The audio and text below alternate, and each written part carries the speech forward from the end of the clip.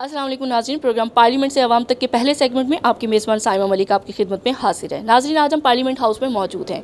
जैसा कि हमने आपको बताया था कि हम आपके मसाइल, आपकी आवाज़ इक़्तिदार के इन ऐवानों तक लाएंगे। तो आज हम पार्लियामेंट हाउस में मौजूद हैं और हम बात करेंगे कानून साज़ी के हवाले से, वो कानून साज़ी जो अवाम की बेहतरी के लिए की जाती है। देखना ये है कि क्या ये कानून साज़ी आवाम के हक़ में किस हद तक है और क्या इसके समरात आवाम तक पहुंच भी रहे हैं या नहीं। तो आइए चलते हैं, अरकान पार्लियामेंट से इस हवाले से बात करते हैं।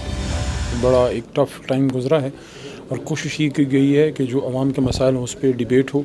और अभी इंशाल्लाह जो नया माली साल शुरू हुआ है, आप देखेंगे इसमें अभी भी ये मीटिंग इसी तनाज़र में थी कि कौमी मफाद के जो बिल हैं उसमें अपोजिशन को साथ लेके चला जाए, कि ऐसे बिल जिससे आवाम को फ़ायदा हो, जिसमें कोई अपोजिशन या हुकूमत की पॉइंट स्कोरिंग नहीं है, तो उन बिल्स को तो बहुत तेज़ी से आगे बढ़ाया जाए।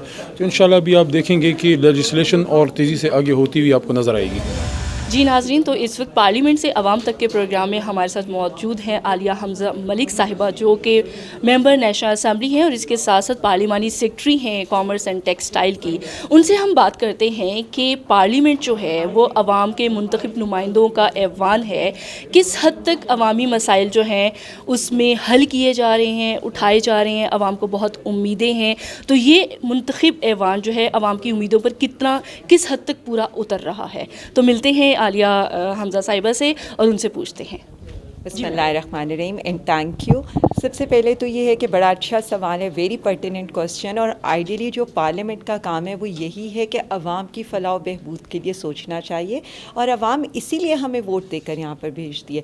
बट अनफॉर्चुनेटली जो आपने देखा है कि यहाँ पर जो खेल खेला जाता है, PMLN अपने प्रोडक्शन ऑर्डर्स के लिए आती है, पीपल्स पार्टी अपने प्रोडक्शन ऑर्डर्स के लिए आती है, और अगर प्रोडक्शन ऑर्डर्स का मसला हल हो जाए तो फिर वो यहाँ पर अपनी क्लैरिफिकेशंस देने आते हैं जो उनके नैब में केसेस चल रहे होते हैं। और एक उनका सिर्फ ये होता है कि हुकूमत पर हमने तनकीद करनी है और हुकूमत को हमने किसी तरह लेट डाउन करना है। हालांकि जिस तरह से प्राइम मिनिस्टर इमरान खान साहब एफर्ट कर रहे हैं, और आप ये देखें कि कोविड-19 के ऊपर जिस तरह WHO के जो कंट्री हेड हैं उन्होंने किस तरह से उनको अप्रिशिएट किया है, और जो केसेस हैं हमारा माशाल्लाह से जो कर्व है वो बड़ा अच्छा उसका जा रहा है कि वो फ्लैट होने की तरफ जा रहे हैं। तो ये सारी जो है प्राइम मिनिस्टर इमरान खान साहब की एफर्ट हैं, प्लस कोविड-19 के साथ साथ जैसे मैं कॉमर्स को देखती हूँ तो हमारी जो, जबकि रीजन के अंदर हमारी एक्सपोर्ट 16% 18% तक इंडिया और बांग्लादेश की ड्रॉप हो रही है, हमारी सिर्फ 6% ड्रॉप हुई है। तो ये एक अचीवमेंट है, ये जिसका स्मार्ट लॉकडाउन का हमारी अपोजिशन मजाक उड़ाती थी। तो ये सारे रिजल्ट्स उन्हीं के नज़र आ रहे हैं। और अब आज जिस तरह से बजट पेश हुआ और जिस तरह से बजट के सारी जो उसका देखें कि अभी बजट पेश हो रहा था तो वहाँ पर प्रोटेस्ट स्टार्ट हो गया। हालांकि उस वक्त तक तो बजट हमने भी नहीं पढ़ा था, तो वो कैसे पढ़ सकते हैं। और फिर जब ये पता चला तो एतराज़ किस बात पर हो रहा था कि जी टैक्स फ्री बजट क्यों है, या ये गरीबों का बजट क्यों है, या इसमें कोविड के लिए हमारे हेल्थ वर्कर्स के लिए कितना कुछ रखा गया। तो ये सारी चीज़ें हैं कि हम ये समझते हैं हमें अवाम ने यहाँ पर उन चीज़ों के लिए भेजा है कि हम उनके लिए कवानीन बनाएं, कल को उनकी फ़लाह बहबूद के लिए कुछ कर सकें। और जिस तरह से प्राइम मिनिस्टर इमरान खान साहब का विज़न है रियासत मदीना का, हम उसको इम्प्लीमेंट करा सकें। तो हम तो इंशाल्लाह पूरी ये कोशिश कर रहे हैं कि हम अवाम के एतमाद पर पूरा उतरें। और आपको नज़र भी आएगा पिछले कुछ अरसे से सिचुएशंस उस तरफ जा रही हैं और इंशाल्लाह ताला ये प्रैक्टिकली होता नज़र आएगा। अच्छा आलिया, ये बताएं कि जो लेजिस्लेशन है अवाम की मफाद में जो है, आप क्या समझते हैं इसमें मज़ीद हम किस हद तक बेहतरी ला सकते हैं? देखिए, हमारा जब हम लोग आए थे तब से प्राइम मिनिस्टर इमरान खान साहब का था कि एक आपको याद होगा विसल ब्लोअर का लॉ, इसी तरह से हमारा ये था कि ज़ैनब अलर्ट बिल का था, इसी तरह से हमें ये था कि ख़वातीन को विरासत में हक़ मिलना चाहिए, और इसी तरह की चीज़ें थीं जो हम ये चाहते हैं कि लेजिस्लेशन का पार्ट हों जिससे आम आवाम को फ़ायदा हो।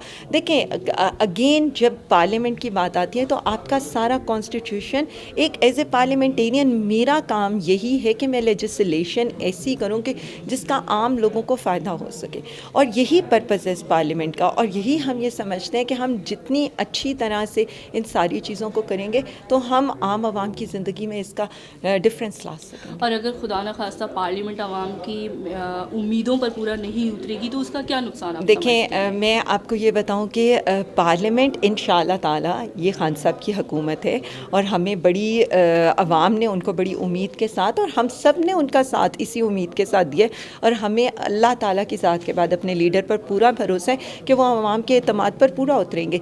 देखिए, मुश्किल हालात आते हैं और मैं ये समझती हूँ कि जितने हमारे कप्तान को मुश्किल हालात आए, आज से पहले वाले गवर्नमेंट्स को इतने मुश्किल हालात फेस नहीं करने पड़े, बट स्टिल जिस तरह वो बहरानों से निकलते हैं तो हम तो यही कहते हैं कि मर्द बहरान है वो, और वो अल्लाह की तरफ से कोई ख़ास सनायत है हमारी कौम पर कि खान साहब की सूरत में इस वक्त वज़ीर आज़म है जो सब बहरानों से निकालेंगे, तो इंशाल्लाह ये सारी चीज़ें भी पॉसिबल हो जाएंगी। इन द लास्ट -1 फार्मूला की बात हर दफ़ा कर दी जाती है, भले किसी की भी हुकूमत आ जाए, ये इस तरह के इक़्तिदार के ऐवानों में इस तरह की जो गूंज है, बाज़गश्त है, वो नहीं होनी चाहिए।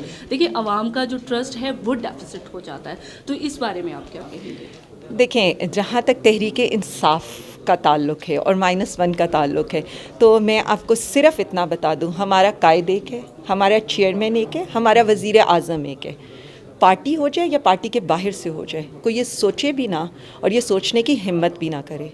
ये हम वो लोग हैं कि हमने इस पार्टी के साथ जान दी है, खून देकर हम इस पार्टी में आए हैं। तो प्राइम मिनिस्टर इमरान खान साहब के अलावा तो हम किसी और प्राइम मिनिस्टर के बारे में सोच भी नहीं सकते और ना किसी को सोचने दे सकते हैं।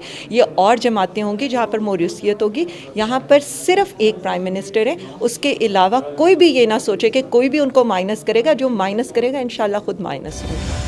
तो आप ऑपोजिशन में हैं, लेकिन क्या आप नहीं समझते कि आवाम के मसाइल के हल के लिए ऑपोजिशन का भी एक किरदार है जो कुछ अदा करता है? मैं समझता हूँ कि अपोजिशन ने बहुत अच्छा किरदार अदा किया। अगर आप पिछली बजट तकारीर और बहस को देखें तो अपोजिशन ने ना सिर्फ हुकूमत की जो नाकामियाँ हैं उनको उजागर किया, बल्कि मुतबादिल तजावीज़ दी हैं जिनसे आवाम को रिलीफ मिल सकता है। तो अपोजिशन के लिए तो पार्लियामेंट के अंदर ही एक मौसर किरदार अदा करने की स्पेस होती है।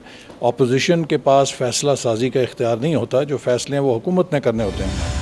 जी नाज़रीन, देखा आपने कि पार्लियामेंट से आवाम तक में आज हमने बात की कि कानून साजी अगर पार्लियामेंट में हो रही है तो क्या उसके समरात आवाम तक पहुंच रही हैं, पार्लियामेंट उसमें किस तरह से अपना किरदार अदा कर रही है और आपके जो अवामी नुमाइंदे हैं वो किस तरह से आपके लिए आवाज़ उठा रहे हैं। हम उम्मीद करते हैं कि आपको हमारा आज का ये सेगमेंट पसंद आया होगा। अगले प्रोग्राम तक के लिए इजाज़त दीजिए। अल्लाह हाफ़िज़।